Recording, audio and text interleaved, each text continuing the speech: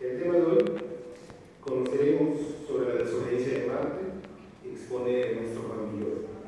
El maestro Villoro es dramaturgo, novelista, cuentista, ensayista y periodista. Él nació en la Ciudad de México en 1956, ha sido profesor de la Universidad Nacional Autónoma de México y profesor visitante de las universidades de Yale, Princeton y Pompeu Fabra de Barcelona, así como la Fundación de Nuevo Periodismo creada por el también escritor Gabriel García Márquez. Es columnista de los periódicos El Reforma de México y El Mercurio de Chile. En 2012, también en la República de Chile, obtuvo el Premio Iberoamericano José Donoso por el conjunto de su obra. Entre los reconocimientos que ha recibido en México se encuentra el Premio Mazatlán por su libro de ensayos, Efectos Personales, y el Premio Javier Villarrutia por su libro de cuentos, La Casa Vieja. Recibió en España el Premio Herralde por su novela de Testigos, en Argentina el Premio ACE por su obra de teatro Filosofía de Vida, y en Cuba el Premio José María Arguedas por su novela Arrecife. En su labor periodística ha sido reconocido con los premios Rey de España, Ciudad de Barcelona, Manuel Vázquez Montalbán y el homenaje a Fernando Benítez de la Feria Internacional del Libro. Cabe mencionar que su obra ha sido traducida a numerosos idiomas. Le damos la bienvenida a nuestro Japón. Gracias. Muchas gracias por la presentación, Hugo. Gracias. Gracias.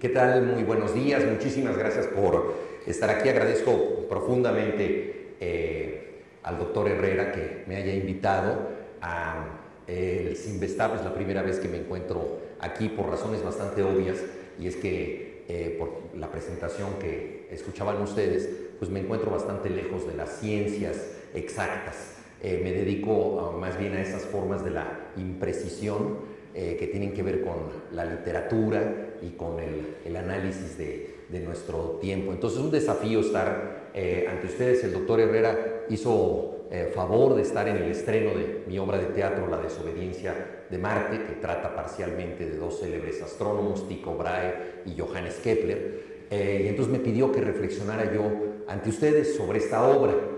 Antes que eso, quisiera hablar un poco de mi itinerario en relación con la ciencia y de algunos aspectos que me parecen singulares en la vinculación de la ciencia con la literatura.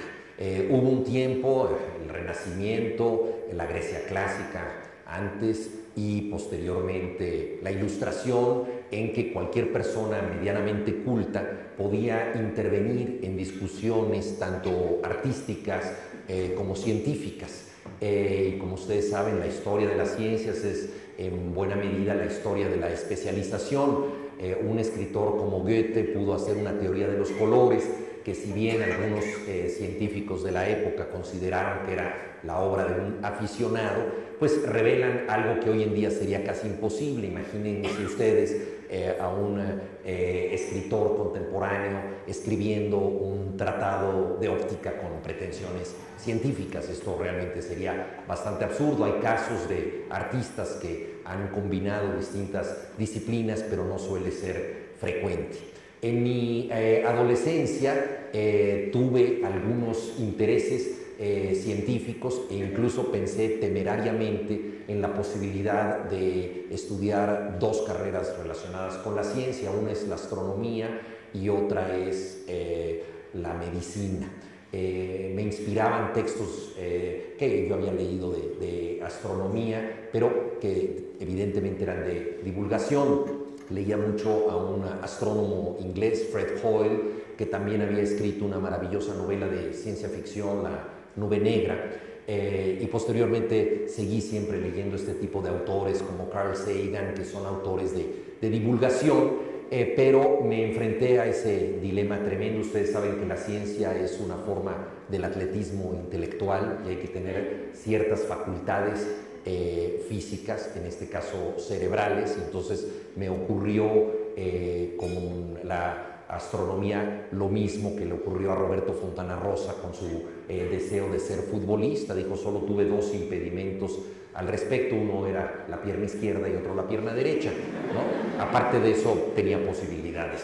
En mi caso el impedimento era uno solo y se llamaba matemáticas.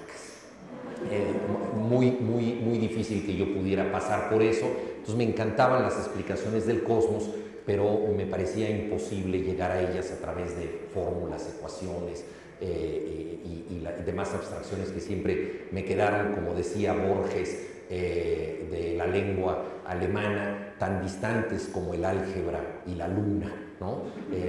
Para los escritores el álgebra y la luna suelen estar más o menos a la misma distancia de lo que nosotros practicamos. La otra carrera fue la medicina. Estuve mucho más cerca de estudiarla, pero decidí dedicarme a escribir, entre otras cosas por la demanda absolutamente extraordinaria que representa esta carrera.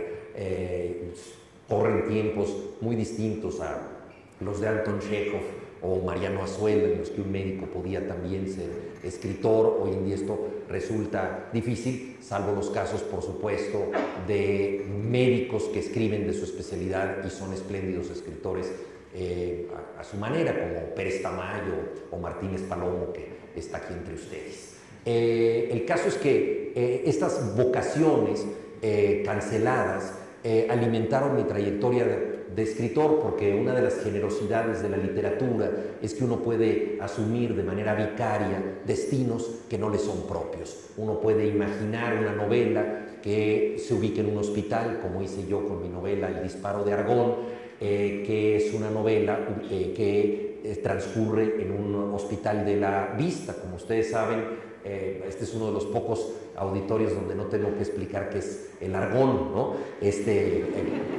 Gas noble se utiliza para los rayos láser que sirven para cauterizar retinas. Entonces un disparo de argón es un disparo a la mirada, y yo quise escribir una novela sobre la mirada. La vista ha sido un tema recurrente de la literatura, entre otras cosas porque estamos ante un arte visual, algo que no siempre se toma en cuenta. Es muy frecuente que la gente piense que las artes visuales requieren, todas ellas, de estímulos hechos con imágenes. Podemos entender fácilmente que desde una acuarela hasta una instalación de arte contemporáneo pertenecen al rango de las artes visuales, porque son en sí mismas imágenes construidas. Pero la literatura es un arte visual indirecto. También, como ustedes saben, los ojos no son el sitio donde se construyen las imágenes, sino que son la entrada de los estímulos ópticos al cerebro, y es en el cerebro donde nosotros construimos realmente escenas plásticas. Entonces, quien lee un libro y realmente se deja absorber por la lectura, difícilmente repara en la tipografía, en la letra, y no ve que se está leyendo un punto 8 Garamond. Cuando la literatura funciona, nosotros estamos viendo una batalla, una persecución, una escena de amor, es decir, estamos construyendo mentalmente las imágenes que nos llegan como estímulos abstractos a través de las letras. Entonces es un arte visual indirecto el de la literatura, y sumamente poderoso, porque todas las imágenes que nosotros construimos son imágenes fraguadas en nuestro cerebro, lo cual hace que haya una retentiva superior muchas veces de lo leído ante lo que solamente es visto. Nosotros podemos ver un cuadro y solo que tuviéramos una retentiva óptica absoluta podríamos captar ahí exactamente todos los elementos de esa pintura. Por eso no nos cansa repetir la visión de un cuarto. Podemos tenerlo en la sala, en la recámara, verlo muchas veces. En cambio, si ese paisaje o ese lo que sea que represente el cuadro es construido por nuestra mente, nosotros tenemos un estímulo visual extraordinario y que además perdura con mayor facilidad en la memoria porque ha sido elaborado por nuestro propio cerebro. Entonces a mí me interesaba mucho explorar la condición de la literatura como arte visual, hacer una novela de la mirada, y El disparo de Argón trató de ser eso y se ubica en un hospital de los ojos. Para eso un escritor que obviamente es neófito en esta tarea tiene que hacer investigaciones, hablar con médicos, ir a operaciones. Tuve la suerte de contar con un espléndido oftalmólogo entonces muy joven, el doctor Mauricio Maqueo, que actualmente está en Médica Sur, y en compañía de él pues me familiaricé con el mundo de la oftalmología, y después lo importante era tratar de utilizar eso de manera literaria. ¿Qué significa para un escritor utilizar un texto de manera literaria? Daniele Del Giudice, escritor italiano, escribió una novela sobre un acelerador de partículas, Atlas Occidental. Primo Levi, también italiano, escribió una novela que se llama El sistema periódico, donde cada personaje es representado por un elemento de la tabla periódica. Humberto Eco escribió El péndulo de Foucault, que se refiere a este péndulo que mide los movimientos de la Tierra. En todas estas novelas nosotros partimos de una concepción científica del universo, pero esto se tiene que transformar en vida íntima, esto se tiene que transformar en algo que pueda leer el lector como si lo estuviera viviendo por cuenta propia, es decir, como si él entrara de manera secreta al mundo de los científicos. Y es lo que yo traté de hacer con La desobediencia de Marte, esta obra de teatro que reúne a dos astrónomos, Johannes Kepler y Tycho Brahe. La historia para llegar a esta obra es bastante extensa en términos humanos y brevísima en términos astronómicos. Hace 35 años leí un libro extraordinario de Arthur Koestler, escritor húngaro que se dedicó a muchas disciplinas. Él escribió uno de los primeros libros significativos que criticaban el socialismo realmente existente y abordaba con extraordinaria valentía, puesto que pertenecía a un ámbito político de izquierda, el tema de los campos de concentración en la Unión Soviética, el famoso Gulag. Arthur Koestler escribió sobre la eutanasia, escribió novelas, obras de teatro, pero escribió un libro espléndido que se llama Los sonámbulos y que es la conquista intelectual del cielo. Y pongo énfasis en la palabra intelectual porque es un libro concebido para plantear las grandes preguntas que cualquier persona se puede plantear acerca del universo. No es un libro técnico, pero es un libro interdisciplinario y en ese sentido es más rico que muchos libros de divulgación, porque el tema de plantear el papel que el ser humano desempeña en el cosmos, el lugar que el planeta Tierra ocupa en este universo, nos lleva fácilmente a disquisiciones que tienen que ver con la filosofía, con la teología, con la concepción misma de lo humano.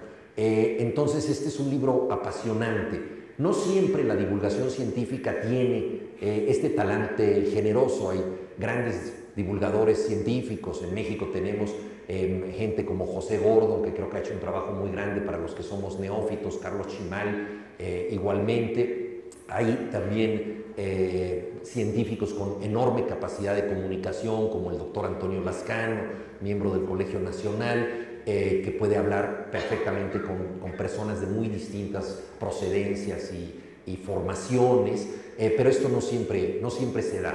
En ocasiones incluso hay, me atrevo a decirlo, cierto autoritarismo entre los que detentan el saber y no quieren que todo el mundo lo sepa y ven invadido su territorio y dicen: aquí no quiero ningún recién llegado, este es mi campo de estudios, por favor no te metas a donde no te llamaron. Con frecuencia los escritores, como somos metiches por naturaleza, porque nosotros hacemos una novela donde el personaje puede ser un arquitecto, o puede ser un albañil, o puede ser un desempleado, o puede ser un político, puede ser alguien de cualquier profesión, pues tenemos que conocer ese universo que no es necesariamente el nuestro. Yo recuerdo cuando dirigía el suplemento cultural del periódico La Jornada semanal, de pronto solía yo hacer algunos comentarios sobre ciencia en una columna que yo tenía, y el responsable de la divulgación científica ahí era alguien que no tenía propiamente formación como científico, había estudiado psicología, pero se había especializado en la divulgación científica, que era Luis González de Alba, ex líder del movimiento del 68 y hombre bastante beligerante. Entonces, cada vez que yo escribía algo de ciencia, encontraba algún error, muchas veces justificado y vergonzoso para mí, porque no siempre es fácil hablar de lo que no se sabe. Los escritores muchas veces somos expertos en esto, y en ocasiones simplemente era de un rigorismo terrible, porque él pensaba pues que no era la manera en que se debía abordar a Einstein o a cualquier otra figura del mundo de la ciencia. Entonces me mandaba cartas de reclamo que yo puntualmente publicaba, hasta que le dije: Luis, pues si seguimos así, ya no voy a poder seguir escribiendo nada relacionado con la ciencia. Me dijo: eso es justamente lo que quiero que hagas. Retírate, por favor. Entonces él me jubiló mientras estuve en la jornada, y dije: bueno, zapatero a tus zapatos. Pero de pronto las pasiones son reincidentes, ¿no? Entonces prometes que no te vas a volver a enamorar de una chica de signo Piscis porque ya no crees en la astrología, pero sin darte cuenta, los astros, que saben su trabajo, te vinculan con una chica que te parece maravillosa, y cuando te atreves a preguntarle cuál es su signo, resulta que es Piscis. Entonces así sucede con ciertas pasiones, y pues la ciencia es desde luego una pasión no correspondida. Yo soy un gran admirador de temas científicos, pero desde luego que no hay nada por lo cual la ciencia me pueda admirar a mí. Dentro de esta pasión no correspondida se encuentra un trabajo que yo hice, también relacionado con las imágenes y con la mirada de alguna manera, que fue traducir para el Fondo de Cultura Económica los aforismos de Georg Christoph Lichtenberg, un físico del siglo XVIII de la Universidad de Gotinga, experto en electricidad. Fue maestro de Alejandro Volta, creador de la pila, y fue uno de los pioneros en hablar de campos eléctricos opuestos que podían entenderse a partir de concepciones como una tendencia positiva o negativa. Sugirió a Alejandro Volta que estas tendencias se representaran con los signos de más y menos que hoy en día vemos en todas nuestras pilas. Él fue pionero en el estudio de los pararrayos. Era un hombre muy peculiar, le faltaban unos cuantos centímetros, más bien le sobraban unos cuantos centímetros para ser enano, porque era muy bajito, jorobado, lleno de un gran sentido del humor, uno de los profesores más queridos en Gotinga, que hacía experimentos en electricidad muy peculiares y extravagantes, por ejemplo, frotando el lomo de los gatos, ¿verdad?, para generar electricidad. Hacía experimentos con vejigas que lanzaba con campos eléctricos, las lanzaba por distintos lugares, con pararrayos, por supuesto. Tenía la mejor enciclopedia de tormentas de su época. Le había pedido a relatores de toda Alemania que le contaran cómo veían ellos llover, para tener ellos una colección de tormentas. Entonces fue una persona que se dedicó a esto, pero pasó a la historia quizá por lo que se llaman las figuras de Lichtenberg, que son figuras generadas por la electricidad, y tiene que ver pues con la imagen. Pero las mejores chispas de su inteligencia ocurrieron en sus escritos, cuando ya terminaba su tarea en la universidad, poco antes de dormirse. Él hacía un balance de su día y señalaba que así como los tenderos llevan un libro para llevar una contabilidad de los haberes y los deberes, todos y cada uno de nosotros debíamos llevar una contabilidad de lo que hemos ganado y perdido cada día, los libros de saldos de nuestro espíritu. Entonces él llevaba estos libros de saldos, y ahí, como solía ocurrir con científicos, especialmente de la Ilustración, anotaba temas interesantísimos como la relación entre la poesía y las matemáticas, el erotismo, tema del que se hablaba poco, el papel revelador de los sueños. Sigmund Freud lo admiró mucho.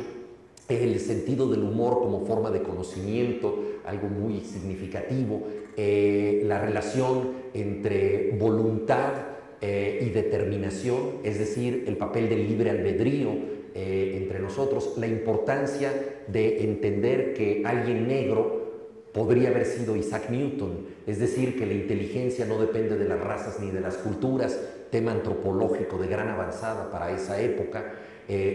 A propósito de esto dejó un aforismo singular: el primer americano que descubrió a Colón hizo un descubrimiento atroz.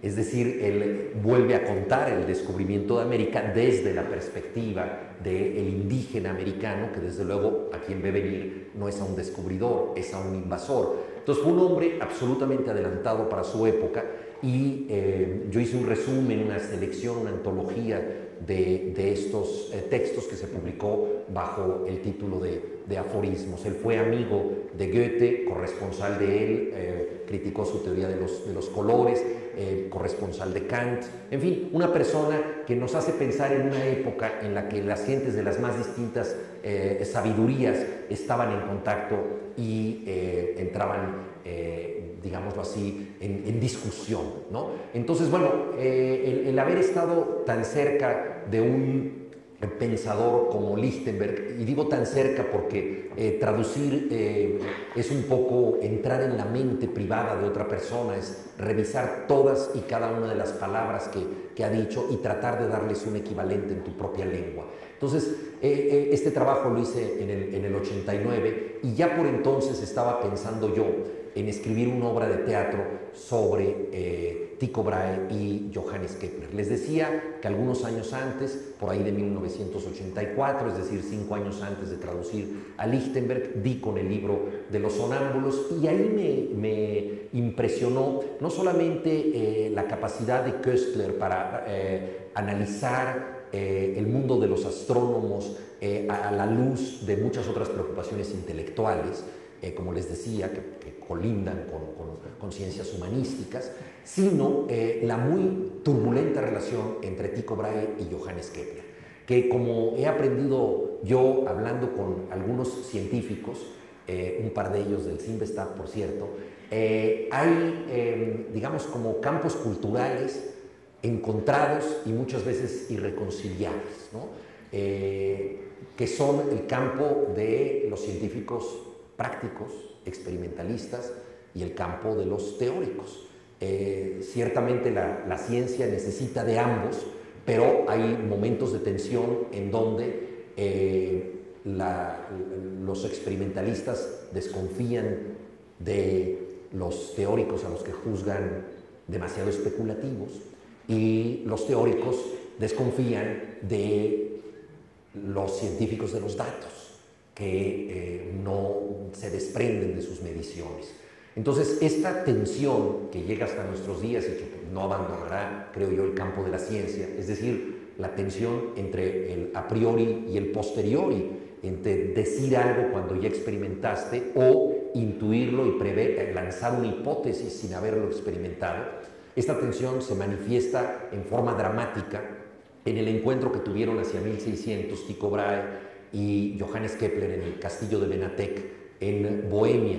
Tycho Brahe tenía las mejores mediciones de la época, eran mediciones astronómicas que habían superado a las de los astrónomos de Alfonso el Sabio. Él había construido previamente en su natal Dinamarca un gran observatorio que se llamaba Uranienborg. Urania es la musa de los astrónomos, como ustedes probablemente saben. Entonces esta era la ciudad de Urania, ¿no? La ciudad de la musa de los astrónomos. Y ahí él creó no solamente un observatorio, sino que inventó astrolabios, sextantes, instrumentos de medición absolutamente novedosos para la época. Actualmente hay un premio internacional Tycho Brahe que se le da no a los descubridores de estrellas o de teorías astronómicas, a creadores de teorías astronómicas, sino a quienes construyen telescopios o quienes construyen observatorios, honrando pues a este extraordinario científico de la observación que fue Tycho Brahe. Él era un aristócrata danés, contaba con suficientes recursos para tener esta ciudad del cielo y estuvo ahí mucho tiempo. Al mismo tiempo era un hombre extravagante y ahí vienen las fascinaciones para el escritor. Tú le puedes contar a la gente que no son científicos las contribuciones de Tycho Brahe a la medición del cosmos y se puede deslumbrar. Por ejemplo, en 1572 él salió de una cena y vio el firmamento en una noche despejada y conocía de memoria el cielo con tal minucia que se dio cuenta de que había un punto luminoso nuevo. Fue el descubrimiento de una supernova. Él tenía este dominio visual del cielo. Descubrir una supernova en aquel momento, como ustedes saben, era casi una apostasía religiosa, porque Aristóteles había dicho famosamente que la creación había terminado. Dios creó el universo y por lo tanto no podía crear nada nuevo. Lo que existía, ¿no? Estaba completo. Cosmos, como ustedes saben, en griego quiere decir todo. Es decir, no hay nada que falte.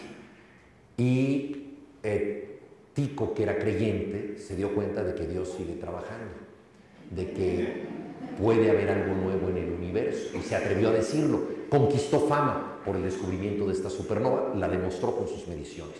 Entonces, él tenía este conocimiento. A mí me parece apasionante esta situación intelectual, pero aparte, desde el punto de vista humano, pues era una figura extraordinaria, porque era una figura que usaba una nariz de oro y plata, porque había perdido la nariz en un duelo en Alemania, en la ciudad de Rostock. Algunos decían que se había abatido por un lío de faldas, pero él decía que jamás se hubiera batido por una bagatela de ese tamaño. Quizá ustedes puedan comprender la verdadera razón de su duelo, según él, que fue por una discusión matemática. Entonces, estuvo dispuesto a que le cortaran la nariz. La sustituyó con esta nariz de oro y plata y se ponía unos ungüentos aromáticos en ella. Entonces, era un hombre, su mascota era un alce, era un extraordinario sibarita, comía mucho y bebía mucho, le daba de beber cerveza a su alce.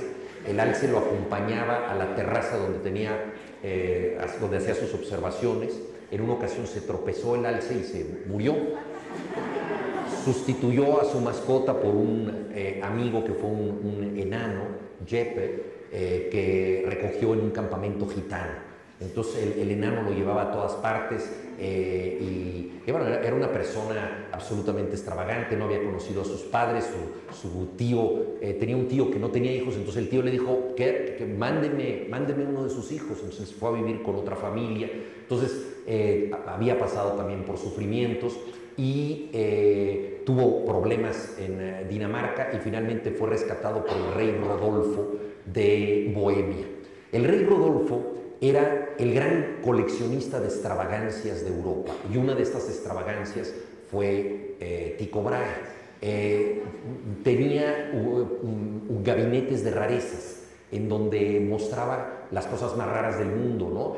Muñecos animados, es el momento en que se inician los antecedentes de los robots. Por cierto, robot es una palabra checa, ¿no? Fraguada, acuñada por Karel Čapek, el dramaturgo checo, y entonces él tenía muñecos animados, tenía lectores de nubes, angelólogos que le hablaban de los ángeles, por supuesto, tenía alquimistas de todo tipo, tenía curanderos, alguien le había vendido 2 tornillos del arca de Noé que aparentemente eran legítimos,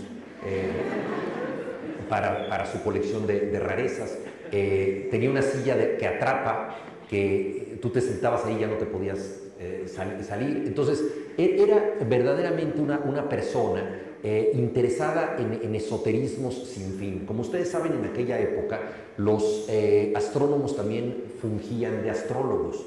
Entonces Rodolfo contrata a Tycho Brahe para que le haga su carta astral, para que le haga la carta astral de Bohemia, en fin, por una chiripa astrológica él ve una tendencia negativa en el sultán Sulaimán y dice puede morir, y muere el sultán Sulaimán. Entonces Rodolfo considera que Tycho Brahe es un mago, entonces lo consulta para las más diversas cosas, y Tycho lo que le pide es un espacio para poder seguir haciendo sus observaciones astronómicas.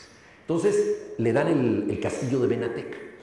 Ahí reproduce en escala, porque no tiene tantos recursos, el viejo observatorio que había tenido en Uranienborg, y empieza a medir los astros. Pero el gran problema es que no sabe qué hacer con tantas mediciones, ¿no? Hoy en día los científicos, por ejemplo, pueden consultar mega computadoras como la computadora Mare Nostrum, ¿no?, que está en Barcelona y a la que solo pueden acceder grandes científicos, o pueden hacer experimentos en un acelerador de partículas y tener una pléyade de datos, ¿no? Pero viene el gran problema de interpretar todo esto, de tratar de darle una coherencia. Entonces Tycho Brahe decide invitar al que consideraba el mejor astrónomo teórico de la época, que es Johannes Kepler. Johannes Kepler tenía una procedencia totalmente distinta, era un hombre pobre, había sido golpeado 1000 veces por su padre. A estas golpizas atribuía a él que tuviera visión múltiple. Él nunca pudo ver bien, es el autor de la palabra dioptría, y sin embargo nunca pudo ver algo que no fuera borroso.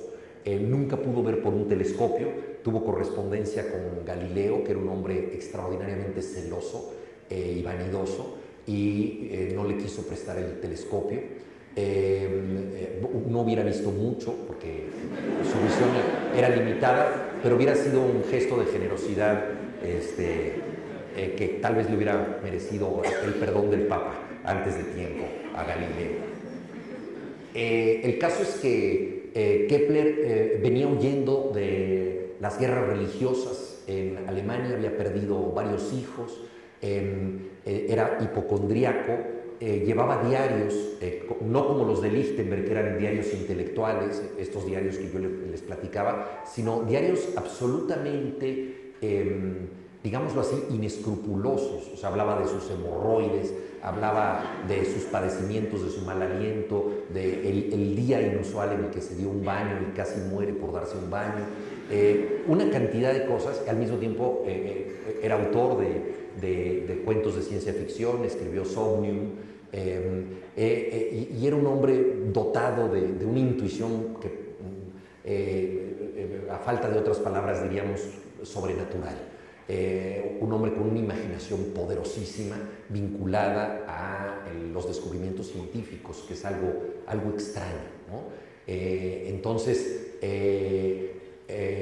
Kepler fue llamado por Tycho Brahe, pero además Tycho Brahe tenía una agenda política importante. A veces en la ciencia hay pugnas y los científicos se pelean por lo que publica otro científico, porque no lo cita lo suficiente. Incluso le dan el premio Nobel a un equipo de científicos que se aprovechó de otro equipo de científicos, etc. Sabemos que eso sucede.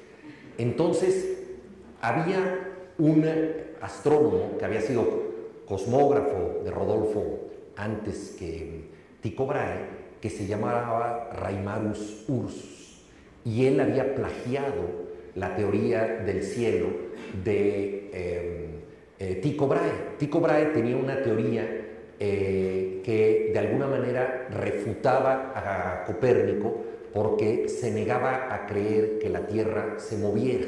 Él, como observador del cielo, veía que las estrellas se movían, pero decía, no puede ser que la Tierra se mueva porque no hay ninguna evidencia de que es la Tierra la que se mueve.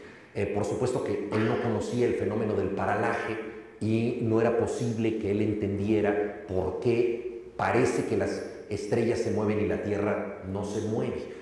Entonces él había concebido una teoría en donde él aceptaba, ¿no?, que los planetas giraban en torno al Sol, pero consideraba que todos giraban en torno a la Tierra, que estaba fija. O sea, era un retroceso respecto a Copérnico. Ursus le copió esta teoría, la publicó como suya. Y Kepler que tenía problemas con las guerras religiosas, que no tenía dinero, era profesor de la Universidad de Graz, era un hombre precipitado, hablaba con enorme confusión, no podía explicar la mayoría de las cosas que tenía dentro de sí mismo. En su primera clase tuvo menos de 20 alumnos y en la segunda logró el número perfecto, 0 alumnos. Nadie se inscribió a sus clases. Entonces, él buscó contactos en Europa y escribió una carta que se publicó de homenaje científico a Reimarus Ursus. Lo hizo por oportunismo y por necesidad, porque él necesitaba contactos, y en ese momento Reimarus Ursus era el cosmógrafo que podía darle trabajo en Bohemia. Entonces, cuando Tycho Brahe sustituye a Ursus, dice: este es mi momento, voy a traer a Kepler, pero lo primero que le voy a pedir es que escriba una refutación de lo que dijo de Reimarus Ursus. Como ustedes ven, ya hay una tensión interesante aquí. Esto ya empieza a hacer un poco de teatro, ¿no? O sea, dos científicos que se necesitan, pero que tienen una tensión. Entonces, claro, Kepler dice: pues, va a ser ridículo que yo me desdiga de lo que ya... Bueno, pues lo que dijiste es ridículo. Entonces, ahí empieza la tensión entre ellos. Luego, una segunda tensión que ya apuntaba yo, de corte científico. ¿Quién debe predominar? ¿El que tiene todos los datos experimentales o el que es capaz de explicarlos? Segunda pregunta. ¿El que es capaz de explicarlos puede explicarlos conforme a su teoría, negando la teoría de quien le dio los datos experimentales? Ahí hay un tema de poder científico, hay un tema de prestigio, hay un tema de gloria, etc. Entonces, los dos se necesitaban, pero sabían que si uno predominaba sobre el otro, se iba a quedar con la gloria y además iba a imponer su sistema del cosmos. Entonces se da una lucha fascinante entre dos personalidades totalmente opuestas de dos generaciones. Tycho Brahe tiene 53 años, Johannes Kepler tiene 28. En la obra de teatro yo me atreví a hacer unas especulaciones como una relación padre-hijo, porque ambos habían tenido relaciones muy turbulentas con sus padres, y Tycho con sus hijos, y sobre todo Kepler con su padre. Entonces establece una relación de tensión muy fuerte. Luego, dos personalidades diferentes. Tycho es un hombre mundano, es un hombre que va a banquetes, es un hombre que es llamado a los palacios y que asesora al rey Rodolfo cómo debe lidiar contra los turcos que se están acercando a Bohemia. Entonces es realmente un hombre cosmopolita, habla muchos idiomas, es profundamente elocuente, tiene mucha chispa y una originalidad increíble. Se dice que murió Tycho Brahe por buena educación, porque fue a un banquete del rey Rodolfo y era de muy mal gusto levantarse de la mesa a orinar, y él era un gran bebedor. Y entonces contuvo la orina y se le reventó la vejiga. Fue una cosa, es muerte por educación. Hay hipótesis, desde luego, que no han faltado, en que Tycho Brahe fue envenenado. Fue envenenado porque se encontró mercurio en su cuerpo cuando se exhumaron sus restos. Pero él bebía mercurio porque Jagesio, que era el médico de Rodolfo II, le daba pociones que contenían mercurio, y él, como tenía nariz de oro y plata, consideraba que los metales siempre lo ayudaban. Entonces él bebía esta poción de mercurio basada en una receta de Paracelso, por cierto. Entonces estaba también rodeado de alquimistas y todo eso. Entonces la hipótesis del envenenamiento, y claro, desde luego no falta una novela que le atribuye el envenenamiento a Kepler, ¿no? Una novela que por suerte no tuvo mucho éxito, porque creo que es una canallada hacia Kepler. Lo cierto es que tuvieron una relación de gran tensión ellos dos, y para poner a prueba a Kepler, Tycho Brahe le dio la órbita del más caprichoso de los planetas.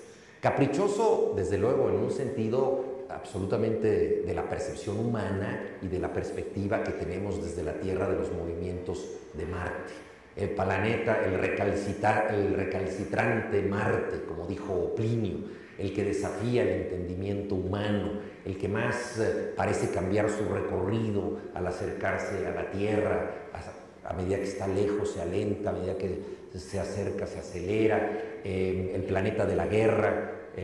Los romanos iniciaban sus campañas militares cuando Marte, signo astrológico dominado, Aries, signo astrológico dominado por el planeta Marte, estaba justamente en esa relación de Marte en Aries, ¿no? Y entonces ahí es cuando iniciaban las campañas militares, entonces el planeta belicoso por excelencia. Entonces le dio la órbita de Marte y con una fanfarronada Kepler dijo: te la resuelvo en 8 días. Y bueno, la resolvió 30 años después. Para ello necesitaba más tablas de medición. Entonces la historia de estos dos astrónomos es la pugna por quedarse Kepler con las tablas de medición, y hay una frase que se recuerda de Tycho Brahe, que al final en su lecho de muerte le dice: haz que yo no muera en vano, pero no le da las tablas, muere sin darle las tablas. Se queda con las tablas otro astrónomo que se había casado con la hija de Tycho Brahe. Esto ya casi parece más que obra de teatro o telenovela. Se casó con la hija de Tecknagel, se casa con la hija de Tycho para quedarse con todas las tablas de medición, y entonces Kepler se la roba. Se la roba y Rodolfo, el rey de Bohemia, tiene una inspiración y lo nombra sucesor de Tycho Brahe. Entonces tiene la protección también de la corona en Bohemia y puede trabajar en eso, y 30 años después tiene pues una visión del cosmos bastante certera. Entonces todo se derivó de ese pleito, de ese recelo, de esa necesidad mutua que a mí me parece fascinante. Ambos científicos eran religiosos. Es algo que muchos científicos hoy en día pues no creen, digamos, en fuerzas trascendentales, o no se interesan tanto en el pensamiento religioso, pero ellos sentían que estaban sobredeterminados por la voluntad de Dios. Y a Kepler le costó un trabajo inmenso entender que si Dios ama la perfección, trazara una de las formas geométricas más horrendas, que es la elipse, ¿no? Él consideraba que Dios tenía que trazar círculos perfectos, entonces trató de acomodar sus fórmulas al círculo y no fue posible. Y finalmente, en un acto de valentía científica que a todos nos beneficia, aceptó esta forma verdaderamente aberrante para él, que es la elipse. Es muy interesante también cómo Kepler no era un gran matemático. O sea, bueno, que yo lo diga es absurdo, porque yo ni siquiera soy un gran aritmético, ¿no? Pero seguramente en esta sala, estoy absolutamente seguro que hay al menos 10 personas que aventajan en matemáticas a Kepler. O sea, no era su fuerte. Su fuerte era algo que difícilmente se asocia con la ciencia y que a mí me parece extraordinario, que es el plantear preguntas que nadie se ha hecho. Lo sorprendente es que todas estas preguntas eran preguntas equivocadas, pero la respuesta era correcta. Puede suceder esto en el campo del conocimiento. Preguntas algo loco y lo que respondes es perfectamente cuerdo. Jorge Wagensberg, gran divulgador de la ciencia en Barcelona, director del Museo de la Ciencia de Barcelona, tiene un libro con un título formidable: si la naturaleza es la respuesta, ¿cuál es la pregunta?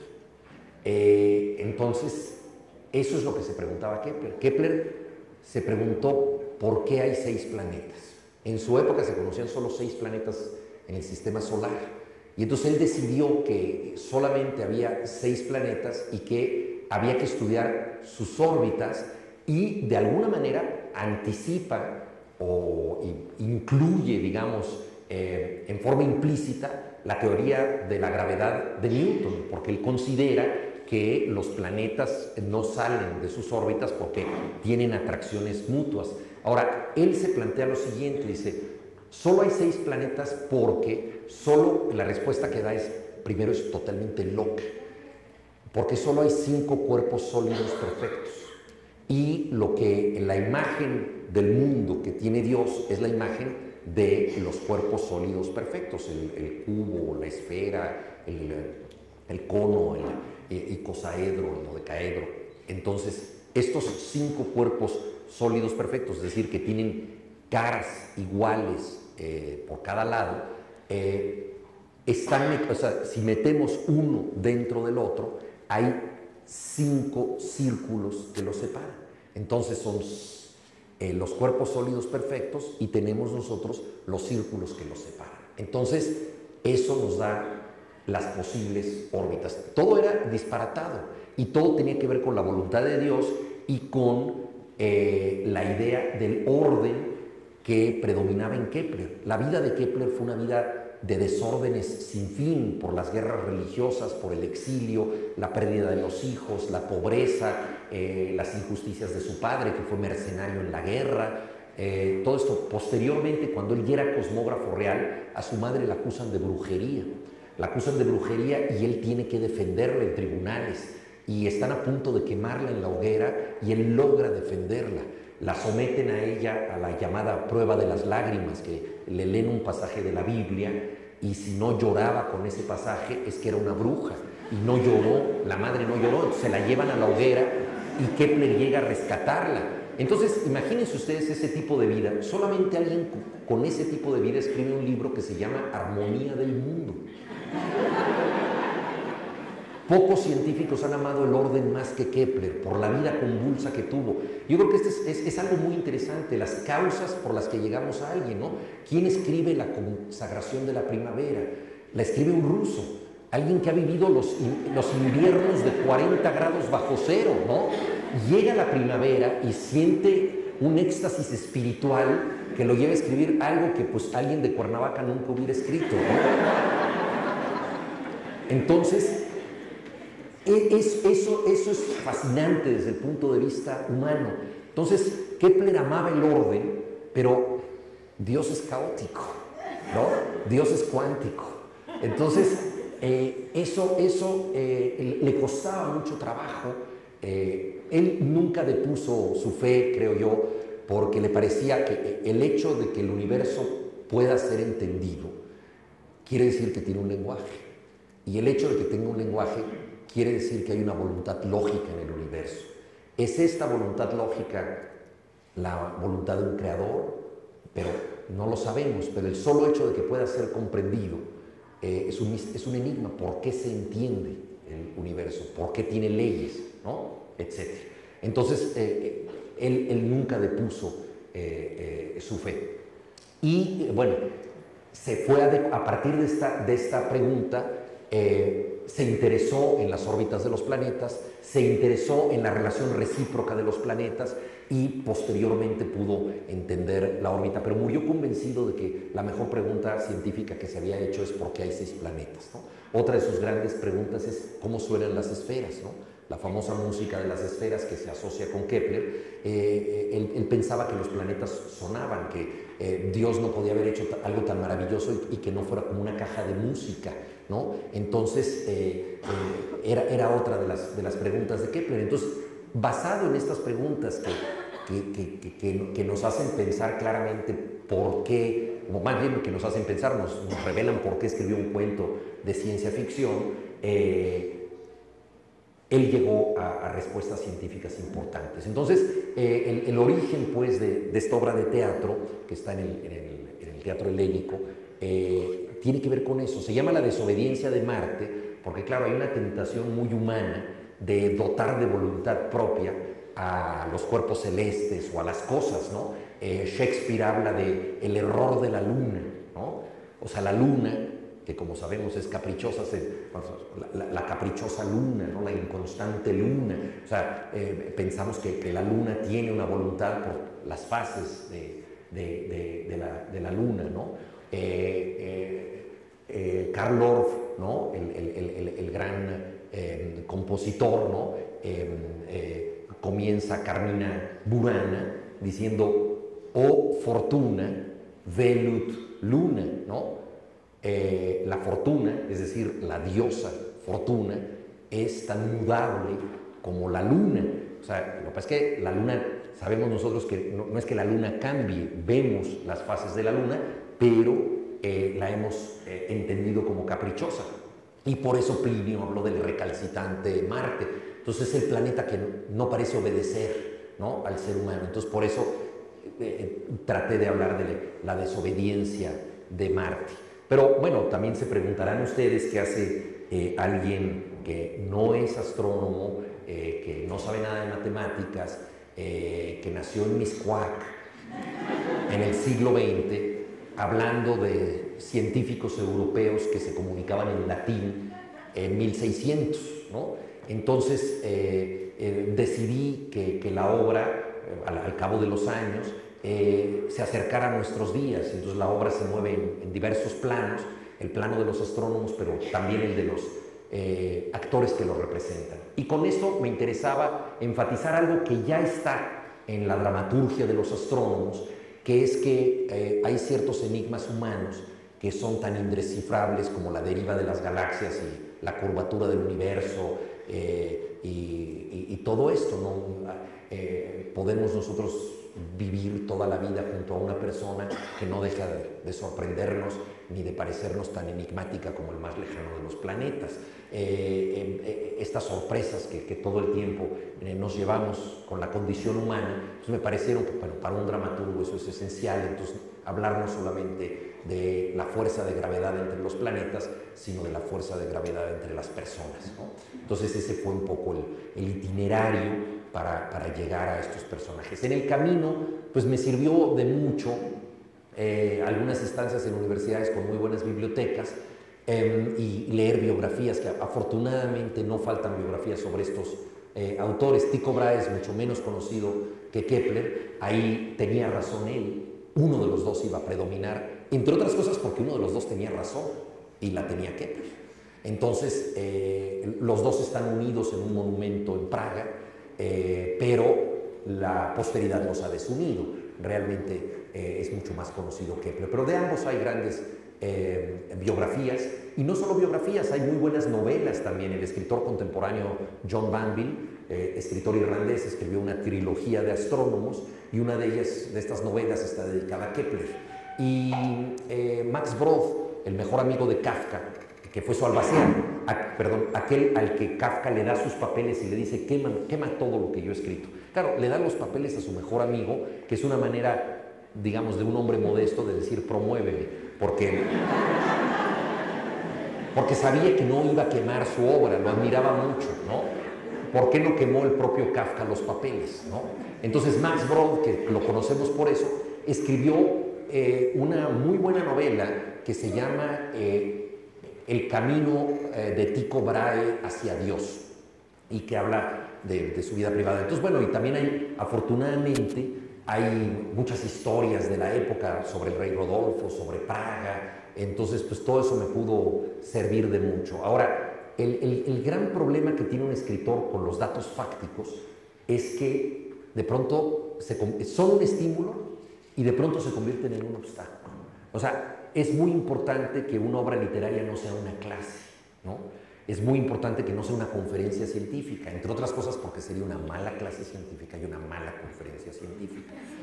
Tiene que vivir, tiene que tener, que generar una ilusión de vida, de que así es el mundo de estos personajes. Y a mí me sorprende mucho en los actores. No sé si alguna vez ustedes han estado en los ensayos de una obra de teatro.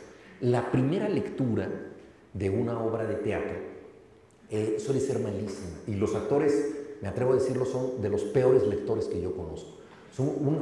Por ejemplo, un notario lee muy bien. Los notarios están acostumbrados, digo, con una voz solemne, lo que ustedes quieran, pero un notario llega con el acta que se va a firmar y la lee con total solvencia, respetando la puntuación, buena dicción, no hay problema. Los actores de entrada tienen mucho problema con un texto que todavía no han introyectado, que no está dentro de su cuerpo. Están luchando con él desde el principio. Entonces es un desastre la lectura de mesa, el origen de eso. Luego se lo aprenden de memoria y eso es otro desastre porque hablan como Peña Nieto. Parecen robots que están leyendo un teleprompter, ¿no? Se nota, o sea, si alguien dice en un lugar de la Mancha de cuyo, pues eso no es literatura, ¿no? Se saben las palabras, pero no las tiene dentro. No puede decir en un lugar de la Mancha de cuyo nombre no quiero acordarme. Entonces, le cuesta mucho al actor pasar a esta fase de introyección. Y a mí una cosa que me dijo el actor Arturo Beristain, y creo que se le enseñó el director Luis de Tavira, es lo siguiente: un actor tiene que memorizar el texto y luego pretender que lo olvidó. Es decir, debe decirlo como si le saliera no memorizado. Tiene que vivirlo, ¿no? Y eso significa entrar en personaje, ¿no? Hay una obra de Pirandello que se llama Un actor se prepara. Es un actor entra en personaje y para eso, si va a ser un príncipe, tiene que moverse como príncipe, comer como príncipe, respirar como príncipe, tiene que tener toda una conducta y entonces el texto empieza a ser natural en él. Bueno, lo mismo tiene que hacer un escritor con sus personajes, los tiene que preparar para que sean naturales, tiene que hacerlos entrar en personaje. Y entonces hay muchas cosas que son maravillosas, pero pues no quedan. Por ejemplo, a mí me hubiera encantado explicar el paralaje. Bueno, intenté algunas cosas que el director y los actores me dijeron, porque si yo no sé nada de ciencia, el mundo del teatro sabe menos. Entonces, con alguna excepción, desde luego. Les parecía, bueno, había cosas que estaban en la obra y que eran demasiado abstrusas y que no se podrían comunicar. Había otras que eran caprichos míos, por ejemplo, son caprichos de época. En esa época se empezaron a usar tipográficamente las comillas. Entonces, como Reimarus Ursus había plagiado el texto, tenía la excusa de que él estaba citando, pero se acababan de inventar las comillas.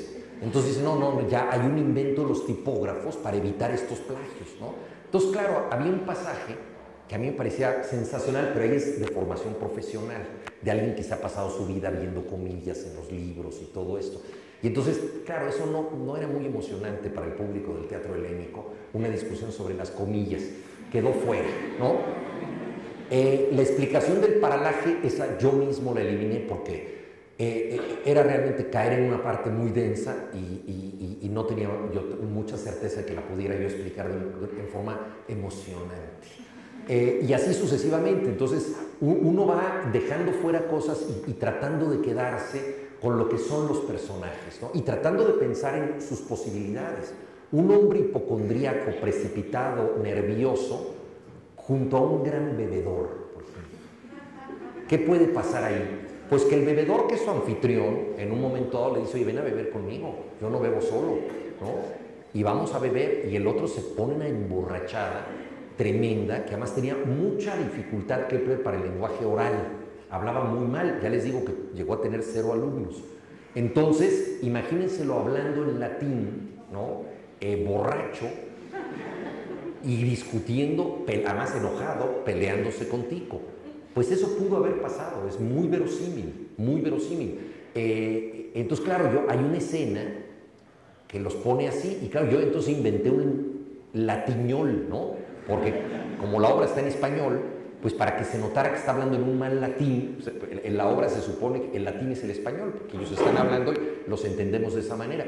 Entonces, ahí inventé un latiñol porque se trompica Kepler y no puede hablar bien, y luego ya habla bien, al día siguiente ya está sobrio y habla bien, pero cada vez que se exalta, habla mal el latín. Entonces, todas estas cosas pues eran verosímiles, la relación con el padre que ambos tuvieron, pues yo creo que también puede dar lugar a que se identificaran de esa manera, a que Tico pensara, Kepler es el hijo que no tuve, y Kepler pensara, él es el padre que no tuve, y tuvieran una relación de ese tipo, ¿no? Sin llevarlos a un psicoanálisis freudiano, por supuesto. Pero todo esto, entonces, bueno, eso es, digamos, lo que yo traté de hacer en esta obra. A mi manera, me gustaría que se entendiera este esfuerzo en el que han contribuido muchísimas personas. Por ejemplo, le pedimos a uno de los mayores artistas plásticos de México, Damián Ortega, que es de estos artistas absolutamente renovadores que hacen instalaciones con los elementos más curiosos. Él ha trabajado mucho con herramientas. Él deshizo un Volkswagen, es una especie de Big Bang. Esta pieza se llama Cosmic Thing, cosa cósmica, está en el Museo Paul Getty de Los Ángeles, y son todas las piezas de un Volkswagen, como si el Volkswagen hubiera explotado en un Big Bang, ¿no? Entonces es un famoso bocho, cada tornillo, cada tuerca. Entonces, claro, la mente lo que hace es unir el bocho, o sea, uno ve un bocho, pero está totalmente desarticulado, ¿no? Y afuera del Museo Jumex, aquí en la Ciudad de México, hizo una pieza que se llamaba Cosmogonía Doméstica, que es un sistema planetario solar, pero en vez de planetas tiene ollas de peltre, de estas que se usan en las fondas mexicanas, con cucharas de peltre, un taco, una torta, un tamal, ¿no? Entonces es una especie de fonda cósmica mexicana, ¿no? O sea, lo más remoto y lo más cercano en una pieza. Entonces, como él había trabajado con esto, al director de la obra, Antonio Castro, se le ocurrió pedirle la escenografía. Entonces le mostramos los sextantes, los astrolabios que había hecho Tycho Brahe, y él decidió hacer aparatos de medición fantásticos. O sea, son aparatos que no miden nada, pero parece que están midiendo y se mueven en la obra y todo. Y, bueno, yo creo que también es una aportación estética por el puro gusto de ver esos aparatos que creo que funcionan muy bien. Y la música tiene que ver con un contemporáneo de ellos, es una música inspirada en Bach, y también con los intervalos sonoros que Kepler le atribuyó a los planetas. Entonces, esto es la verdad muy difícil de notar. Se los digo por si van a la obra, para que pongan atención acústica. Digo, es muy difícil de notar sin una gran educación musical y sin tener al mismo tiempo una relación matemática. Ustedes saben que la mente musical y la mente matemática son muy similares, ¿no? Entonces, el compositor hizo ahí una mezcla sumamente interesante. La obra se estrenó en Chile, en el Observatorio de Paranal, cerca de Antofagasta, y ahí en la producción chilena se usó una simulación de la música del cosmos hecha por el Observatorio de Paranal. Es decir, es una traducción en computadora de cómo se oiría el cosmos si en efecto sonara, ¿no? Es decir, se le asignan notas entonces es algo extraordinario, desde luego sobrecogedor, ¿no? Bueno, esto es lo que yo quería decirles a ustedes, y ya que hablé de Lichtenberg y ya que hablé de las imágenes, quisiera terminar con un aforismo que me parece que resume el papel que tenemos los curiosos ante cualquier tema o los lectores ante cualquier libro.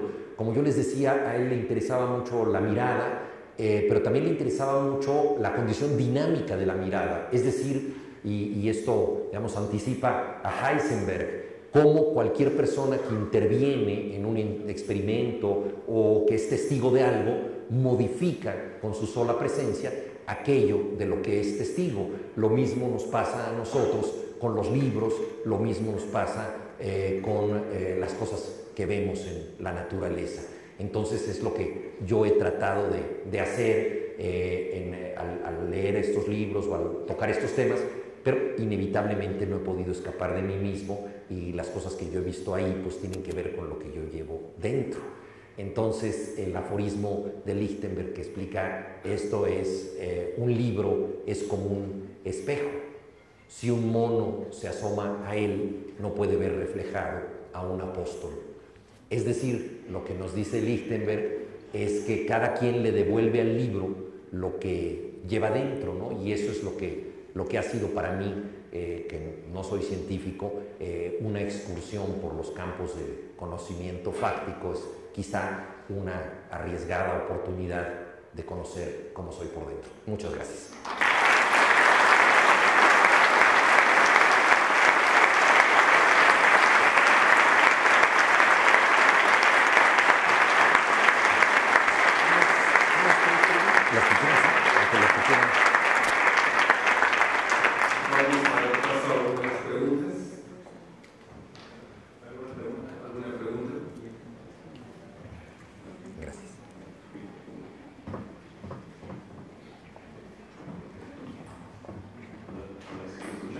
Sí, muy bien.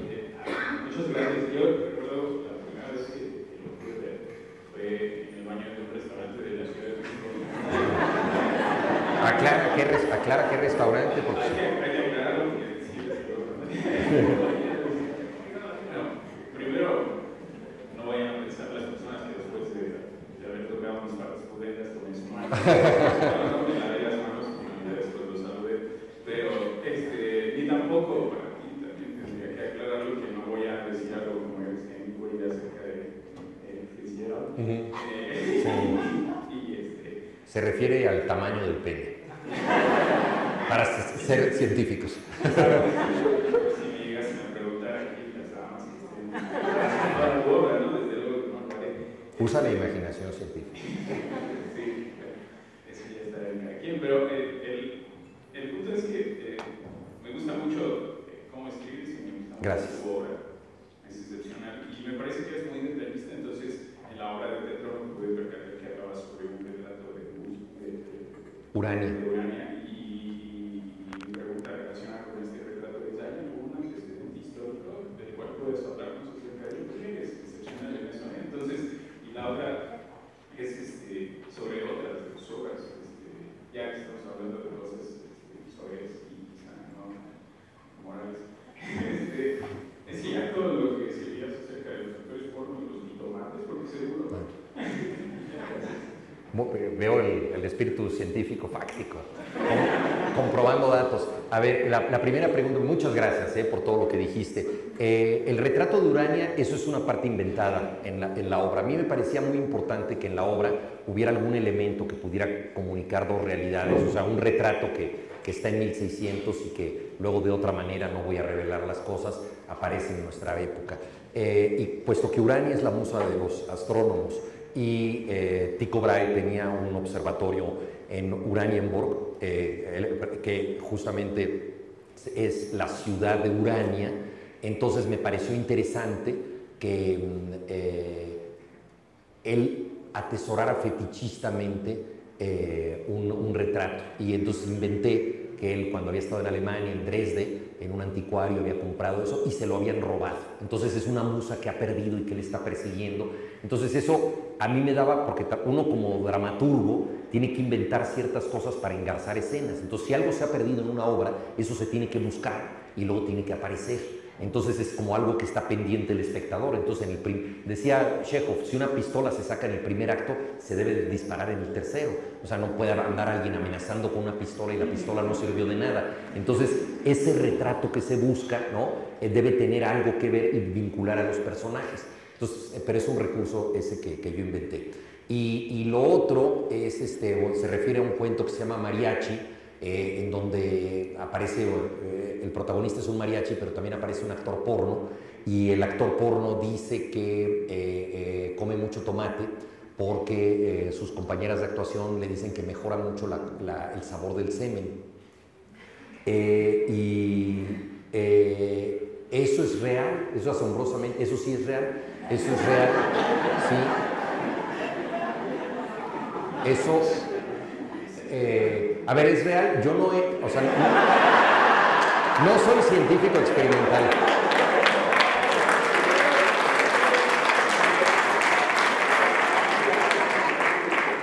Es real por su procedencia. Lo dijo Nacho Vidal, que es uno de los grandes, lo dijo Nacho Vidal, que es uno de los grandes actores porno. Dio una entrevista en el periódico La Vanguardia, y esa entrevista la leyó mi mujer y ella me dijo esto, lo cual nos lleva a otro campo científico que ya tampoco vamos a averiguar. Sí, adelante.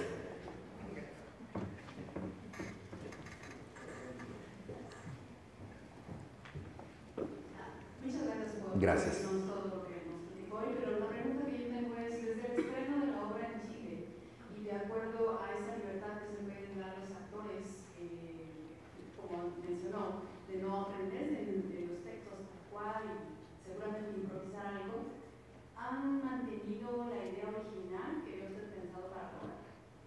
Sí, no, la verdad es que los actores han sido extraordinarios. Joaquín Cosío, que es un actor, bueno, que se volvió muy famoso por el papel del cochiloco en la película El Infierno, y es probablemente uno de los actores que mejor representan a los villanos en todo el mundo. Ya incluso actuó en una película de James Bond como villano, pero de alguna manera corre el riesgo de estereotiparse en ese papel. Entonces, yo lo conocí hace como 25 años como poeta. Es un hombre muy sensible, con una vida interior muy rica, y yo estaba absolutamente seguro de que podría tener el rango de expresiones que se le pide al personaje de Tico. Y esta también es quizá una compensación humanística respecto al destino de ambos personajes. Se discute incluso al interior de la obra con una especie de metatexto. Kepler, desde luego, ustedes saben, es mejor científico que Tycho Brahe, mucho más importante, pero Tico en la obra es mejor personaje, o sea, tiene más parlamentos, tiene más cosas. Es como sucede en El paraíso perdido de Milton, que el diablo tiene mejores líneas que Dios, ¿no? A veces los que no son los buenos de la película tienen ese papel, y Tycho Brahe realmente tiene una gran gama, ¿no? Cada vez que hay una función y yo voy a felicitarlo, Joaquín Cosío y también José María de Tavira, pero sobre todo Joaquín Cosío, se disculpa por todas las cosas que altera en el texto, porque se le olvidó una cosa, y así sucede. Pero el teatro es así, cada función es diferente, y es como cuando uno está oyendo a un músico, por ejemplo un flautista, y de pronto oye la respiración del flautista.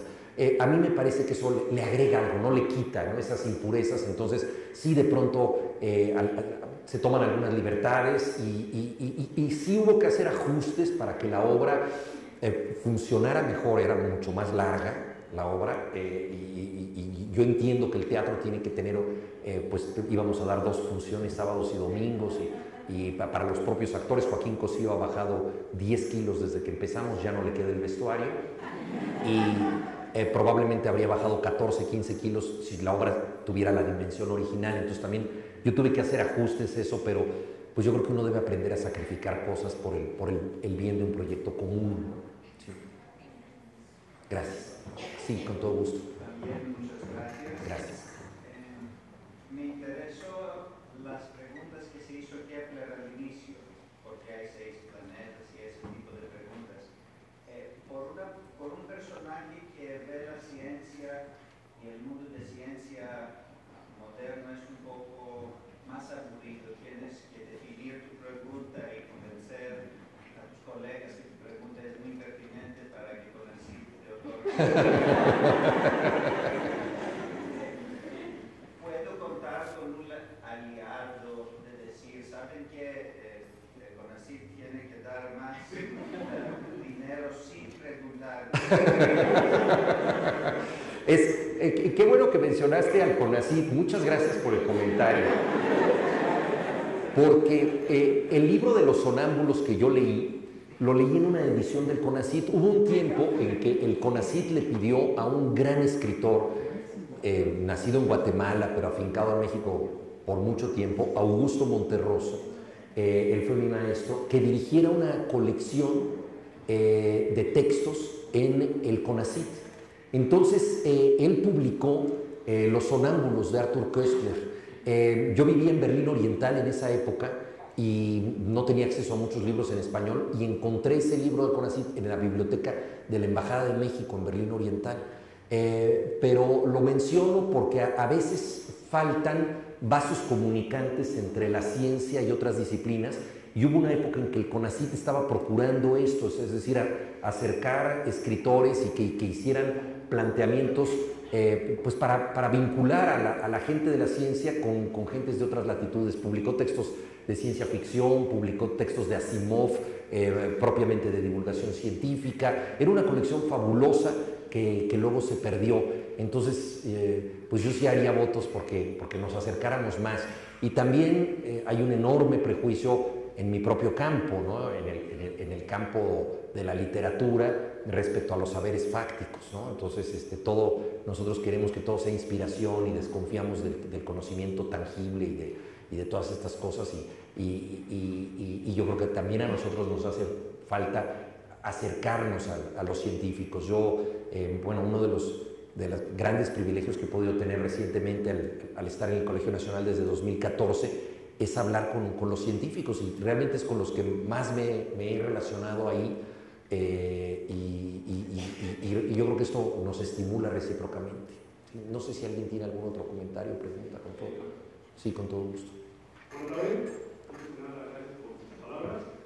Confieso que asistí a la obra, primero porque me interesaba descubrir en algún momento si mencionaba la persona de Giordano Bruno, que por fortuna se fue.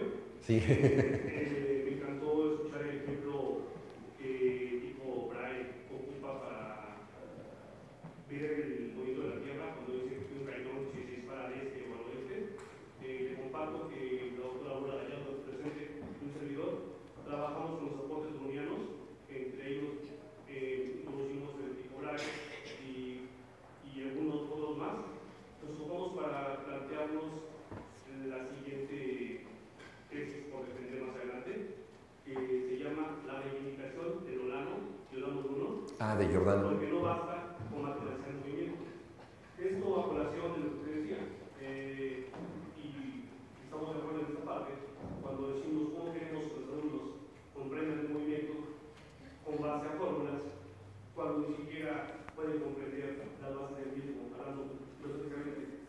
Entonces, buscamos estas herramientas, y para mí es un placer escuchar su obra y ver que no vamos por mal camino.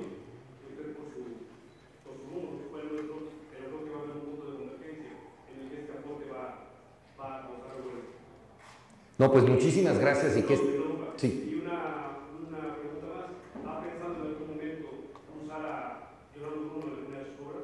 Bueno, Giordano Bruno es una figura absolutamente fascinante, y eso es uno de mis ídolos, ¿no? Es un sacerdote dominico, y al mismo tiempo es un científico, y es un hombre que busca la verdad y trata de reconciliar la verdad con la fe. Es una figura absolutamente fascinante y paga el precio en la hoguera. Entonces es realmente una figura extraordinaria. Hay muy buenas obras sobre Giordano Bruno, pues no sé si yo me animaría, pero cuando hicimos la obra, en algún momento el director me dijo: oye, la mención a Giordano Bruno ya sale como breviario cultural, ¿no? Porque de pronto pues uno puede estar mencionando y mencionando muchísimas cosas. Yo le digo: no, es muy importante, le digo, y tiene que quedar, porque no tiene que ver directamente con nuestra trama, pero sí con los peligros que corre un científico. Tiene que ver con que ya alguien ha sido llevado a la hoguera. Claro, él era sacerdote, pero aún así, y eso había ocurrido un poco antes. Entonces, yo insistí mucho en que quedara el ejemplo de Giordano Bruno. Celebro además que ustedes mantengan presente esa flama, no la flama que lo llevó a la hoguera, sino la flama del conocimiento. Sí, con todo gusto. Otra preguntita.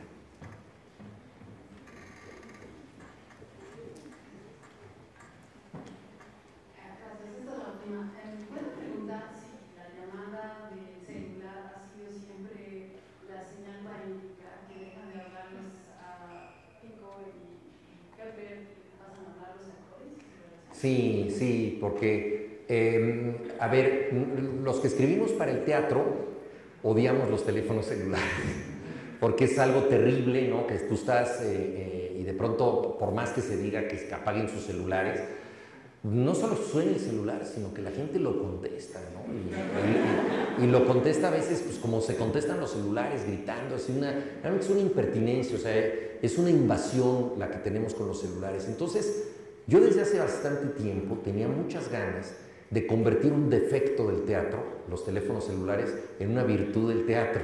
O sea, poder utilizar dramáticamente esto, no digo más para los que no han visto la obra, pero a mí me parece que es el momento de desdoblamiento, y es el momento donde el actor entra en contacto con lo que en teatro se llama la cuarta pared, ¿no? Es decir, el público, ¿no? Él está en una obra de teatro y de pronto este sonido te lleva, ¿quién es el responsable? Estamos ya en septiembre de 2017 y está sonando un celular. ¿Qué pasa? O sea, que cambiamos totalmente de registro.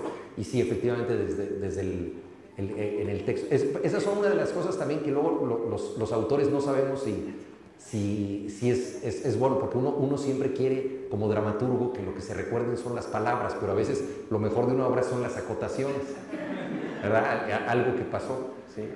Una última pregunta. Con todo gusto, sí. ¿Quién tiene el micrófono?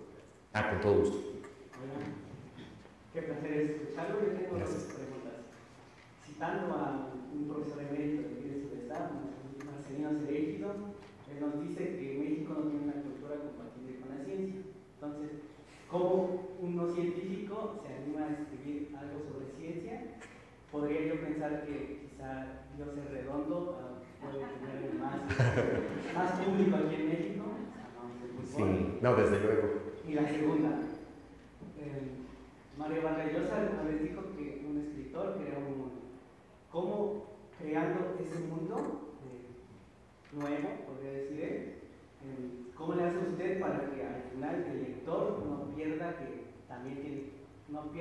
ese hilo de que al final ese nuevo mundo tiene algo que ver con nuestro mundo real, ¿no? Muchas gracias. Bueno, la segunda, perdón, no acabé de comprender. Sí, Vargas Llosa dice que un escritor crea un mundo. Sí. ¿Cómo ese nuevo mundo el escritor lo crea y pone el hilo para que el lector no pierda, pues, como que sienta que también habla de su mundo?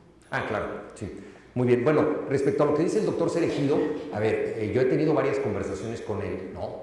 Y él me ha invitado de pronto a discutir desde mi ignorancia y hacia su sapiencia. Entonces, esto desde luego que es muy estimulante para alguien que es un curioso como yo, pero la literatura parte de una postulación diferente respecto al conocimiento que la ciencia. O sea, tú escribes un paper científico cuando sabes algo. O sea, el paper científico es el resultado de un conocimiento. En cambio, tú escribes una novela para saberlo.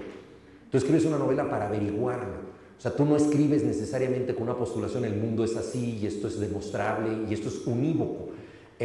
Una fórmula científica tiene una interpretación unívoca. Una narración tiene múltiples interpretaciones. Alguien mata a su padre. ¿Por qué lo mata? Puede haber 10 explicaciones diferentes.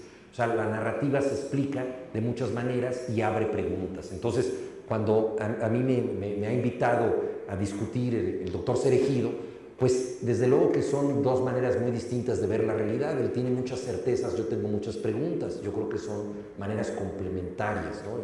En ese sentido, yo no pensaría que yo soy una autoridad, ¿no? Yo simple y sencillamente soy un interrogador de la realidad que plantea estos mundos. Ahora, lo que postula Mario Vargas Llosa tiene que ver con el hecho de que el escritor en efecto construye mundos, pero estos mundos pertenecen a nuestra realidad. O sea, nosotros vivimos hoy en día en el planeta Tierra, pero ¿quién nos dice que el Quijote, el Nautilus, Excalibur no forman parte del planeta Tierra?